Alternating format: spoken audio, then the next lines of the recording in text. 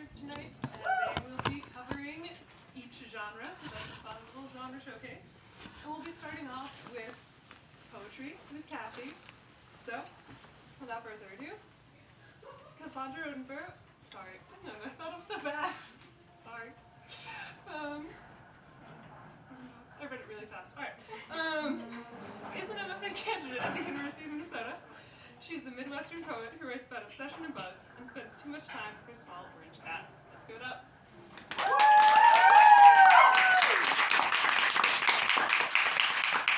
Thank you, Rebecca. I added some last minute things on this, so I'm hoping it's roughly 10 minutes. We'll see.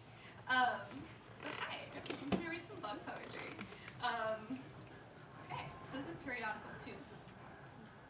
There is a layer of dust on the cicada skin, golden pin, shining, transparent rubber, wings are scalloped. I make a note. The curator hovers over me while I work.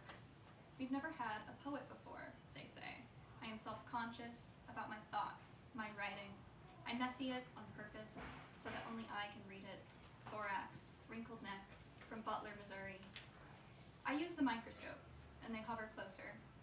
Afraid that I would tear the fragile legs, I see red, veins, and orange eyes, fleshy, rigid, bends, hinges, leatherback turtle, hair clings to the specimen.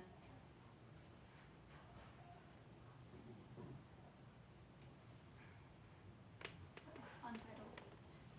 The monster polices the borders of the possible, a polyphemic politic of precedent, to devour, to engulf, to vanish in radioactive sex death. That is American conservatism, that is Hollywood. She explores the transgressive, the too sexual, the perversely erotic, manifests a monster and smother it. Unless it can be controlled, that is, it is too gentle, that is, it is too dark, that is, it is woman, that is, them. Found transformed into monsters, pushed from thought. Monster as cicada. Stubby, thick, alien beast. People confuse the cicada for locust. Apocalypse devourer, motivated only by hunger. You know they are coming. Double dose of discarded bug bodies. Zombie awoken from the dead. It's cultural. Monster movie villain. It is inscribed in us to fear nature's schedule. It is a reminder we cannot control it. Myths. Cicadas will harm you. They will be everywhere. They will cross the threshold of pain. It is love, misunderstood. It is death, living. Sleep static. The cicadas taught me how. I'm sitting there and I remember as I sit, outcry, and buzz in the woods by myself, and buzz, surround sound of each other in the woods by myself. It's 12 a.m. and I'm remembering 9 p.m. It's what they tell me. Sit. I never learned how when my dad fell asleep in the living room. I learned all about men who kill women with their hands. I'm cold. I can't find my cat. Hands. I'm sitting there. I like to think with secrets. Even on roller coasters, I could only manage gasps. Looking to listen. The show turned to Dateline. I snuck out here from my window, but I am surrounded by leaves and bird shit. I don't see a cat, but it was a cat, and I'm sitting there, and I remember I followed the gray into the dark, like a silent film when I tried to make a sound and hadn't seen in months. And how many people have been found dead in their backyards? To the little alcove. Does this count as a backyard? Thought I saw a cat. The cicadas are singing. There's a snap of a twig behind me. I'm a girl on the side of the highway whose parents don't know where she is. 2 eyes shine like bullets off my flashlight beam. As I sit, it's 12 a.m. I'm remembering 9 p.m. when my dad fell asleep in the living room. I learn about the men who kill women with their hands. The show turned to Dateline. But I am surrounded by leaves and bird shit, like a silent film when I try to make a sound.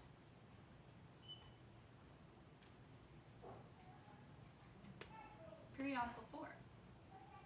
The best way to kill cicadas is to freeze them for hours. Let them sleep. There will be an end to the buzzing, silence, a sudden, unnatural stop. The cicada's life is shown on its eyes, the skin, the slide, tomatoed, blossom and rot. Found in the motel lights, they say, yellow film of a smoke-filled bedroom's sticky, hardened skin. The specimen are locked in the same view, wingspan spread, permanent flight, direct pinning documentation. The curator sends me a list of every Magicicada Cassini they have. There's in the hundreds. This one, it's a little more visual. A lot of my poems are visual, and I should probably put speakers to hand to everybody so you can see. But I try my best with the voice. But it's more like a blocky thing. I don't know. It's coming out pretty soon in Honey Literary. So you can read it there. It's biography. Immature cicada split, skin nymph, slow grow, milky white body. The thorax reveals the adult, skin pulled, adult legs, wriggle, wriggle. The trachea is turned inside out. Nymphal head and body, white threads, breathe. Vampire bat, transformation, red-eyed adult, new skin, fresh green. The wings inflate like balloons. Brown leather and pump, hydraulically by hemolymph, hot air, blood. The body hardens and darkens, solidified, crystallized, quartz. The adult cicada turns black, red eyes, orange veins, wings. The shell is left behind for consumption.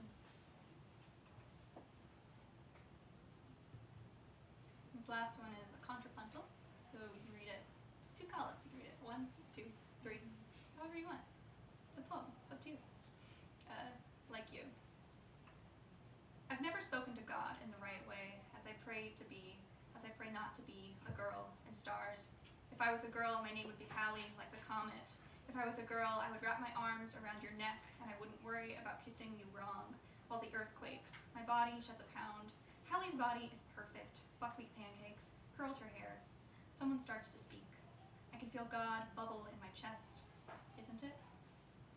Hungry knees bruised by the floor of the chapel, as your tongue runs across every one of my teeth, as you count them in the back of your throat, and bile in me, rooted, my legs around you like knotgrass. And you would make me nervous, in the good way, with each tremor. Ectasis. She feeds it and waits for it, over a gently playing guitar. It's funny. I've never spoken to God in the right way.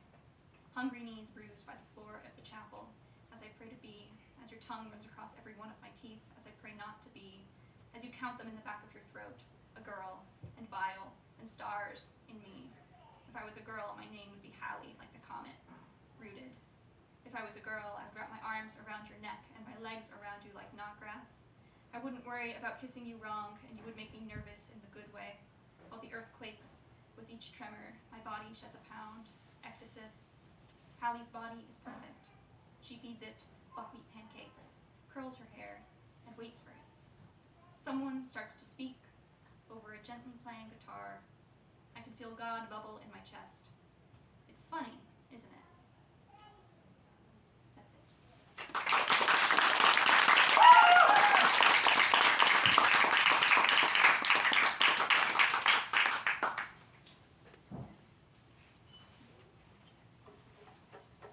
Alright, our next reader for the evening is Olivia.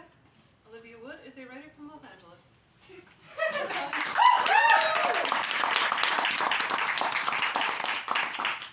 Hi everybody, thank you for being here.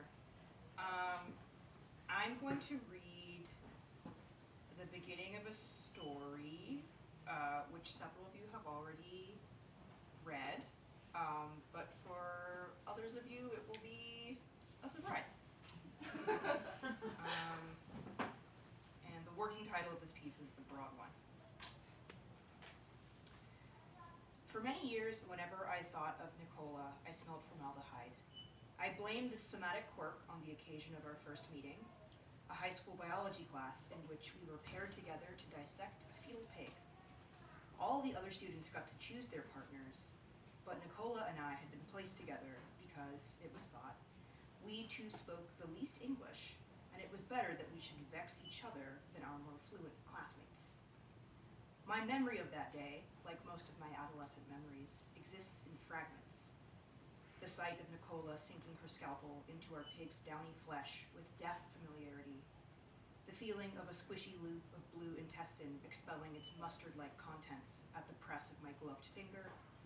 That aforementioned formaldehydic perfume enfolding the two of us in its wings. none of which I've ever been able to bind together into a coherent whole.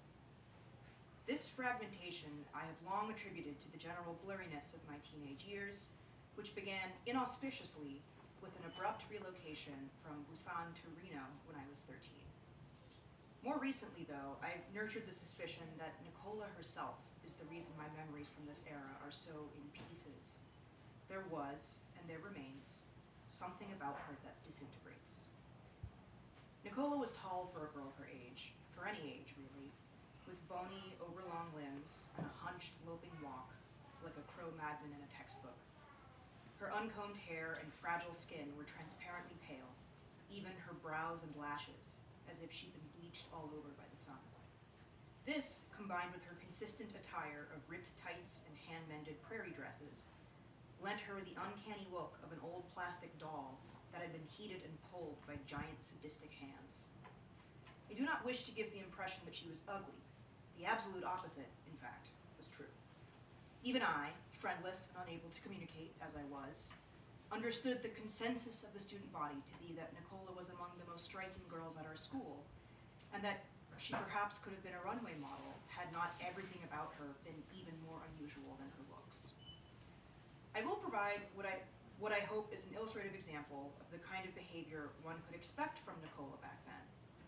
That day, in biology class, she did not speak directly to me, or indeed look me in the eye at all, until we had finished our dissection, at which point she sighed and said, with bitter disappointment, "I wish it had been a real baby."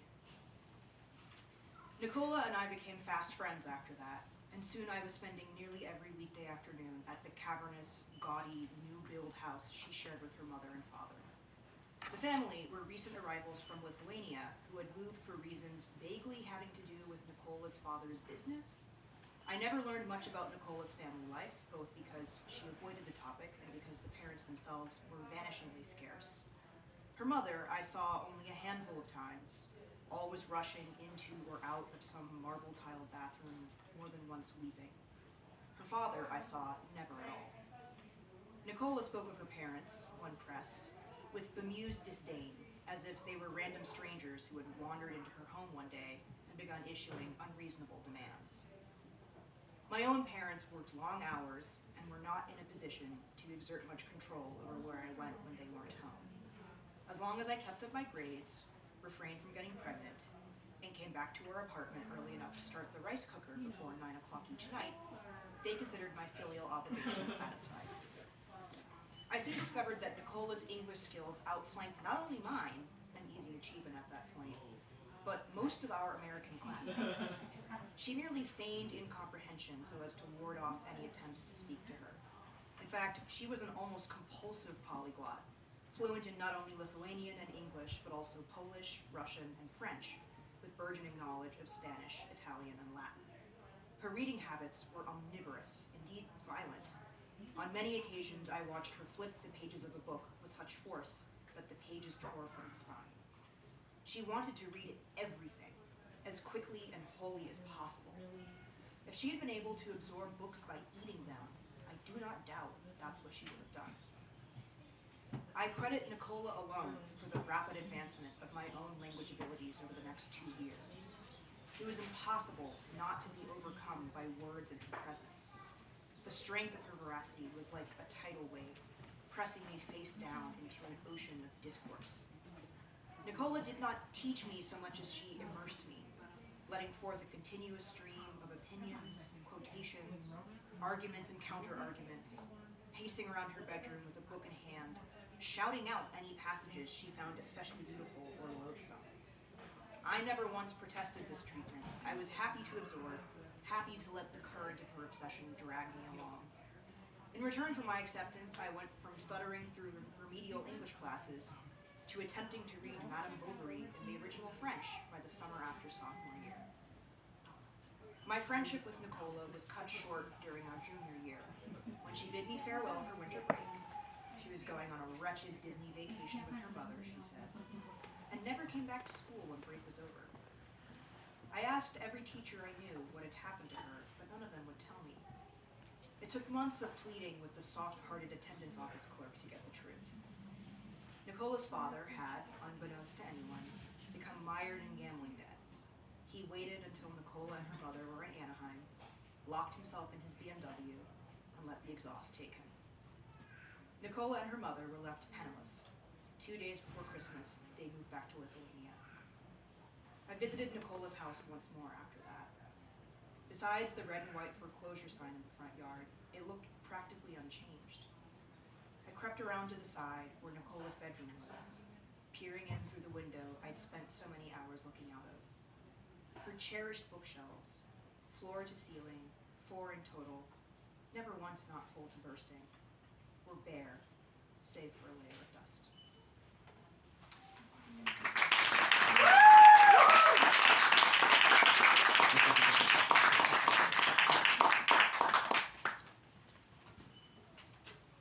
Alright, and now for our final reader of this evening. Sonia Veltz is a writer from Lockport, New York. She holds a bachelor's degree from the University of Iowa and is currently a third-year MFA candidate in the University of Minnesota's Creative Nonfiction program. Her work focuses primarily on local and personal history, which currently means that her mind is usually stuck somewhere in the 19th century.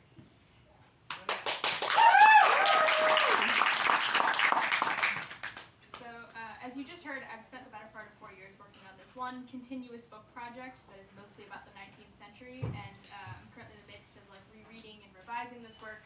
And to the surprise of literally no one who knows me, I'm a little sick of it. And therefore I'll be reading instead some things that are just tidbits and clippings of stuff that I've worked on throughout my time here at the MFA. These are short pieces in varying states of polishness, which are mostly adjacent to but not directly connected to my project. I'll be reading 3 pieces, and the first is called 4th Grade. At school, you were small and smart. 2 S adjectives, 5 letters like your name, a personality encapsulated. In the classroom, you finished every assignment to perfection, and 20 minutes early. Once, you read ahead in the history textbook and were accordingly excluded from several weeks of lessons on the American Revolution, relegated to make a poster at the back table. You never failed to raise your hand, never showed mercy in Around the World, never slowed down, never stopped, never took a break. You were ruthless and relentless and too good. Your presence created havoc for your teacher, who ran out of tasks for you to complete between her lessons. By the end of the year, she regularly sent you to the teacher's lounge to refill her glass of Coke. But you were also small, short, too short to reach the branches on the little tree in the schoolyard, tiny enough that even the scrawniest of your peers were tempted to grab you around the middle and fling your miniature frame into the air. Your feet never reached the floor, and your arms barely stretched far enough to hold open the top of your desk. So small, so short, that when you refilled the ice tray in the teacher's lounge and slid it back into the freezer, you doused yourself in freezing cold water. 6 teardrops trickled down the inside of your sleeve, coated your lips and nostrils, slid under your shirt and down your child-flat chest. When you remember this, you'll always see someone there watching you, a shadow at the end of the long teacher's lounge table, their face obscured by sunlight and time. They say nothing, and nor do you. So you walk the 30 feet across the hall, small and smart and dripping wet. This next essay was compiled while working on my book project, which is a memoir, cloaked-down biography about Belva Lockwood, who was a 19th century lawyer, suffragist, and presidential candidate from my hometown. The newspaper headlines that you're going to hear, which are the sort of subtitles of this piece, were pulled from the Lockport Daily Journal and Lockport Daily Journal and Courier, which are, I promise you, distinct things, between 1858 and 1861. This is called Clippings from a Life. 1. The Strawberry Festival next Tuesday evening. Black raspberry brambles grow wild over the ruins of the October storm. I plunge in head first, my fingers staining blood red from the berries or the thorns, and I fill my belly faster than the bucket. On these loamy soils, berries grow like weeds. Within a few years of the storm, the bramble is a hydra, a heap of white barbed necks that erupts at the base of our backyard. When I am 10, I pluck berries with abandon. My suburban friend, a shock of straight blonde hair to my messy ponytail, pinches a Japanese beetle from the brambles and squeals when it crawls on her tongue. I laugh. This is one of my last memories of her. 2. Local, literary, and miscellaneous. I have already read all 29 Magic Tree House books on Mrs. Ratterjack's shelf. I am handed Black Beauty and The Old Man and the Sea. Mrs. Kraft retires and gifts me a 15-year-old copy of Little Women, which she believes I am still too young to understand. I read it anyway. My favorites are dead dogs, dying dogs, sad, pitiful dogs. I read Shiloh, White Fang, Old Yeller. I read about dogs who died on the Titanic. There are dozens. A Chow Chow, an Airedale, an English Bulldog. I tell everyone I know about the old woman who died with her St. Bernard, her body found with its arms clutched around the giant dog's neck, drifting rigid in the icy waters. 3. Program of escort for the Lockport Volunteers on Thursday, May 16th, 1869. There are no children on my street until I'm too old for playing with children. I imagine a basketball team of girls in my driveway. There are 10 because I know nothing about basketball. The coolest is Danielle, who is much better at basketball than me. I bounce the semi-deflated ball in her direction, sprint to her spot, catch it, hurl the ball at the hoop with her signature coolness. She high-fives everyone, but I cannot high-five myself. Eventually, I eliminate myself from the story. I am kicked off the team. I take the personas of the other girls instead, but mostly Danielle, who is too cool and too good for my bad acting to keep up. Sometimes I try to take her with me when I leave the court, but never manage more than a few steps. In the backyard, I fade back into my sorry self. We are not friends, and she has no use for my body away from me. 4. Ladies Volunteer Aid Society. The last obligatory birthday party I am invited to is for the 4th grade Alpha, the one who brought a cell phone for 1st grade show and tell. The day before, she brings cupcakes to class. They are monsters, bodies of thick blue frosting, marshmallow eyes atop pretzel stick stands, gooey, melting tongues of Laffy Taffy. I spend 10 minutes at the drinking fountain washing away my blue sugar headache. I will never again eat frosting or marshmallows. Her parents rent out the ballet studio at the gymnastics building for her party. I know it is expensive because my mother would never pay. She sits in a metal chair, haloed by a mountain of gifts while I run my fingernails between the wax floorboards. She receives 2 of the same $20 stuffed animal and a copy, and will reject neither. She cannot even pronounce the creature's name. 5. Niagara County Teachers Association. When I'm bored, I am relegated to the wooden table. It is the furthest from the teacher's desk, the most out of the way. She hands me a colored pen and a stack of papers, writes 100 in a circle atop my own. I sit at the wooden table and grade my classmates' weekly proofreading tests every Friday. It is part of my curriculum. I never ask my classmates what they think of my handwriting, inking grades atop their pages, and they never ask what it is like to grade them. I'm a teacher's helper, but not a teacher's pet. She hates me, I think. By this time, all my classmates do too.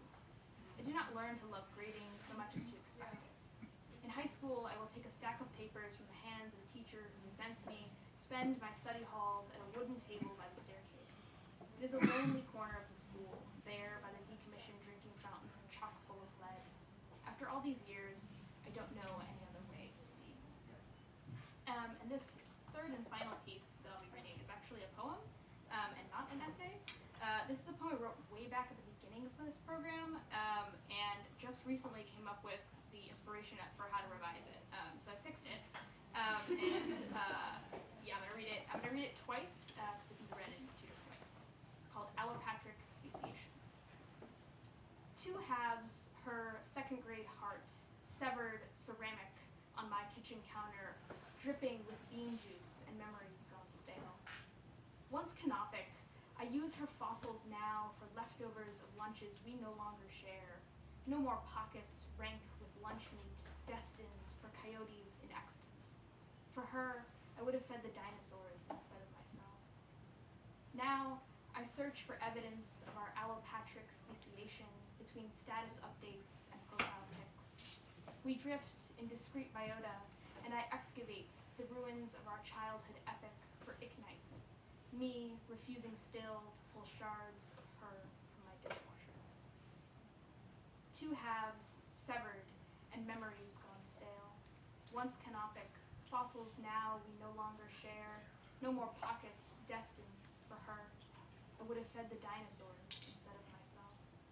Now I search between status updates. We drift and I excavate the ruins for ignites of her. Her second grade heart, ceramic on my kitchen counter, dripping with bean juice. I use her for leftovers of lunches, rank with lunch meats, for coyotes in extant, for evidence of our allopatric speciation and profile pics. In discrete biota of our childhood epic, me refusing still to pull shards from my dishwasher.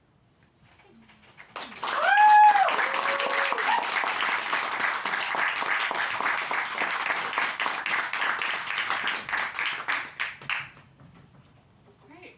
Thank you, everyone. So, due to the change in our reading lineup, we are finishing fairly early for our programming time, but I really appreciate, first off, all of our readers for being here tonight.